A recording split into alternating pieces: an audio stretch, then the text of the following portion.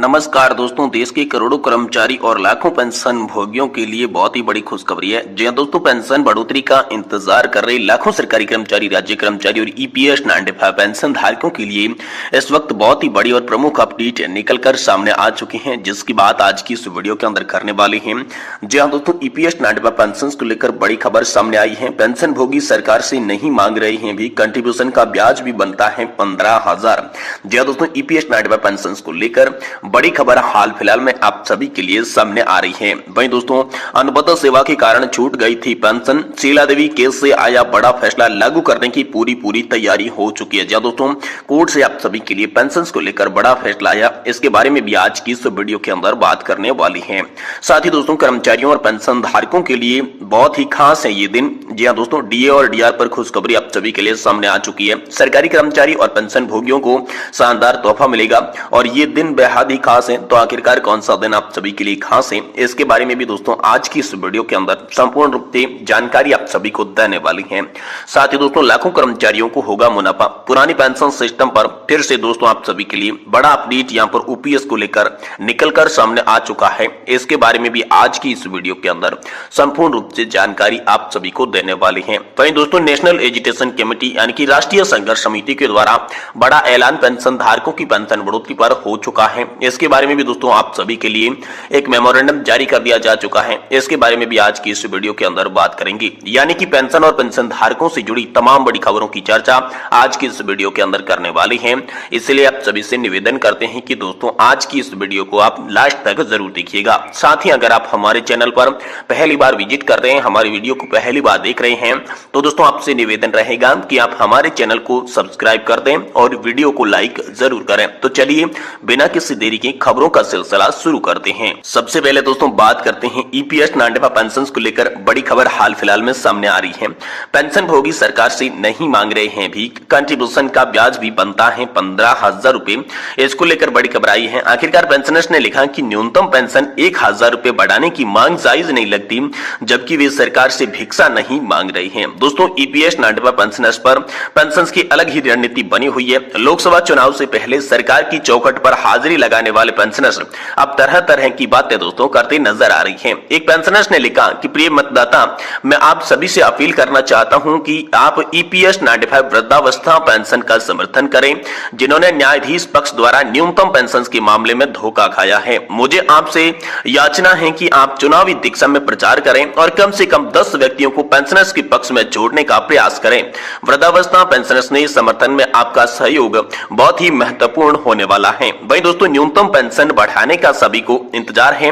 इसी बात पर शशि नायर ने लिखा कि दयनीय स्थिति में है कि कोई भी ईपीएस 95 पेंशन भोगी मेरे संदेश को देखा या समझा या पसंद नहीं कर रहा, जबकि मैंने फेसबुक, एक्स और यूट्यूब के माध्यम से पोस्ट किया था। ये लोग न्यूनतम पेंशन बढ़ाने का इंतजार कर रहे हैं। वहीं अनिल कुमार नामदेव ने लिखा कि ईपीएस 95 पेंशनधारक कुछ देर से सुस्ता ले रहे हैं, हमारा भी सारे जरूर आएगा। इस पोस्ट के साथ राजेश खन्ना के गाने का भी एक वीडियो दोस्तों आप सभी के लिए शेयर किया गया और कहा गया कि आखिर कहां गई मोदी जी की गारंटी। जी हां दोस्तों, पेंशनर्स इंद्रनाथ ठाकुर ने पोस्ट के माध्यम से पेंशन भोगियों का दर्द साझा किया। उन्होंने लिखा कि जो सरकार देश के बुजुर्गों और लाचारों की परवाह नहीं करती, बल्कि उनके जमा धन को भी जब्त कर लेती है, वो देश का कभी भी सगा नहीं कहला सकता। दोस्तों, जिससे सरकार का अहंकार देश के बड़े बुजुर्गों को शांतिपूर्ण और करुणामय पुकार से सहम नहीं जाता, उसे उनका श्राप लगना स्वाभाविक है। सरकार किसान प्रोटेस्ट तथा सीसीए कानून के विरोध में किए गए हिंसाजनक आंदोलन की भाषा को ही समझ सकती है। उसे बूढ़े बुजुर्गों का न्यूनतम पेंशन 1,000 रुपए बढ़ाने की मांग जायज नहीं लगती, जबकि वे सरकार से भिक्षा नहीं मांग रहे हैं, अपना हक मांग रहे हैं। अपने कंट्रीब्यूशन का उचित ब्याज भी दोस्तों 15,000 रुपए बनता है, किंतु न्यूनतम पेंशन के लिए उनकी मांग आधी रकम यानी कि 7,500 प्लस डीए था, किंतु भारत सरकार ने यह मंजूर नहीं किया। कहां गई है पीएम मोदी जी की गारंटी वाली बड़ी बड़ी बात। दोस्तों, ऐसी हाल फिलहाल में अपडेट आप सभी के लिए यहां पर जो है निकल कर सामने आ चुकी है सोशल मीडिया के माध्यम से। साथ ही दोस्तों हाल फिलहाल में कोर्ट से बड़ा फैसला आया, अनुबंध सेवा के कारण छूट गई पेंशन। शीला देवी के केस में आया बड़ा फैसला, लागू करने की पूरी तैयारी हो चुकी है। जी हां दोस्तों, हिमाचल सरकार से रिटायर्ड हुए ऐसे हजारों कर्मचारियों को अब पेंशन लग जाएगी जिनकी पेंशन पात्रता लंबी अनुबंध अवधि के कारण नहीं हो पाई थी। बुधवार को फाइनेंस एंड सेक्रेटरी की अध्यक्षता में हुई कमेटी की बैठक में इस बारे में गाइडलाइन बनाने के दिशा निर्देश दिए गए। इस बैठक में कार्मिक विभाग के सचिव, विशेष सचिव, वित्त सचिव मौजूद रहे थे। हिमाचल में लागू हुई अनुबंध पॉलिसी शुरू में 8 साल की थी, फिर इसे 5 साल कर दिया गया था। अनुबंध सेवा को पेंशन के लिए नहीं गिना जाता, इसलिए बहुत सारे सरकारी कर्मचारियों की रेगुलर सर्विस में 10 साल पूरे नहीं हुए हैं, जो कि पेंशन के लिए पात्रता अवधि है। वर्तमान कांग्रेस सरकार ने जब ओल्ड पेंशन स्कीम को लागू किया तो यहाँ पर 10 साल की अवधि में छूट दे पाई थी, लेकिन अनुबंध पॉलिसी के कारण छूट गई पेंशन अब हाईकोर्ट के एक फैसले के कारण मिलने जा रही है। जब दोस्तों बड़ा फैसला हाईकोर्ट का निकल कर आ चुका है। राज्य सरकार हिमाचल हाईकोर्ट की आयुर्वेदिक विभाग से यहाँ पर जो है शीला देवी बनाम हिमाचल सरकार के केस हार गई थी। कोर्ट ने कहा था कि यदि अनुबंध कर्मचारियों को लगातार सेवा में आगे रेगुलर कर दिया गया है तो पेंशन बेनिफिट के लिए अनुबंध अवधि को काउंट किया जाएगा। इस फैसले को चुनौती देने के लिए राज्य सरकार सुप्रीम कोर्ट में गई थी। सुप्रीम कोर्ट ने भी 7 अगस्त 2023 को अपने फाइनल फैसले में यह कह दिया गया था कि अनुबंध अवधि में पेंशन बेनिफिट के लिए राज्य सरकार काउंट करे और 8 हफ्ते के भीतर पात्र कर्मचारियों से ओल्ड पेंशन स्कीम के लिए ऑप्शन लिया जाए। साथ ही दोस्तों फैसले को लागू करने से बचने के लिए राज्य सरकार ने सुप्रीम कोर्ट की सीनियर एडवोकेट पीएस पाटवालिया से मदद लेनी चाहिए, लेकिन पाटवालिया ने कहा कि 6 दिसंबर 2023 को भेजे गए पत्र में कह दिया गया था कि इस केस से रिव्यू पिटीशन का कोई महत्व नहीं बचा है।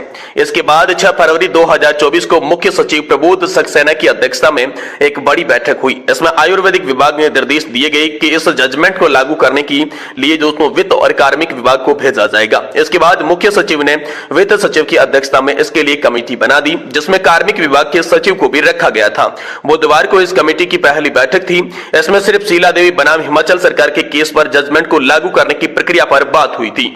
इस जजमेंट को लागू करने के लिए पेंशन अमाउंट नहीं बढ़ेगा, लेकिन पेंशन पाने वाले कर्मचारियों की संख्या बढ़ जाएगी। जिन कर्मचारियों को सर्विस अनुबंध अवधि मिलाकर 10 साल बन रही है, अब वे सभी पेंशन के हकदार हो जाएंगे। इसके लिए वित्त और कार्मिक विभाग मिलकर गाइडलाइन बना रही है। इससे राज्य सरकार पहले नोटिफाई करेगी और इसी से स्पष्ट होगा कि वित्तीय लाभ किस रूप में मिलेगा और कर्मचारी कब से ऑप्शन के लिए अप्लाई कर सकेंगे। यानी कि दोस्तों आप सभी के लिए हाईकोर्ट से शीला देवी का केस जो सामने आया था, उस फैसले को लागू करने की पूरी तैयारी हो चुकी है। वही दोस्तों कर्मचारियों और पेंशन धारकों के लिए यह बहुत ही खास दिन है। डीए और डीआर पर खुशखबरी आप सभी के लिए आ सकती है।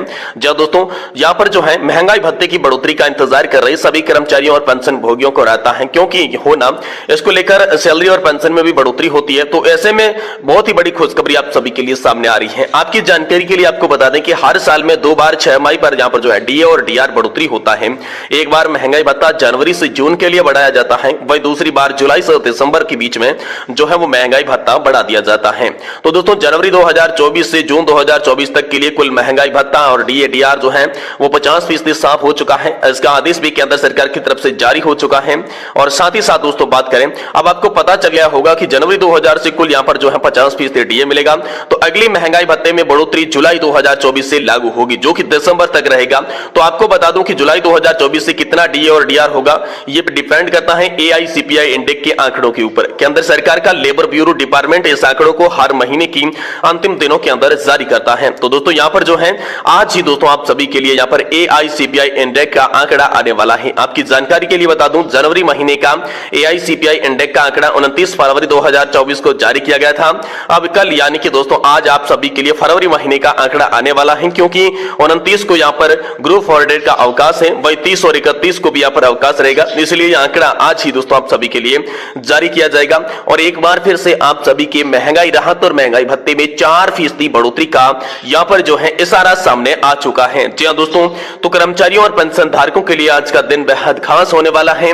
यहां पर जो है एआई इंडेक्स जारी हो चुका है। अगर इस आंकड़ों में उछाल देखने को मिलता है तो जुलाई 2024 से डीए और डीआर 4% की बढ़ोतरी फिर से कंफर्म हो जाएगी। हालांकि मार्च, अप्रैल, मई, जून और इस महीनों के अंत पर एआईसीपीआई के आंकड़ों का इंतजार रहेगा। फिर भी देखा जाएगा कि जुलाई 2024 से संभावित 4% डीए में बढ़ोतरी तय आप सभी के लिए मानी जा रही है। बड़ी खुशखबरी हाल फिलहाल में आप सभी के लिए आ रही है।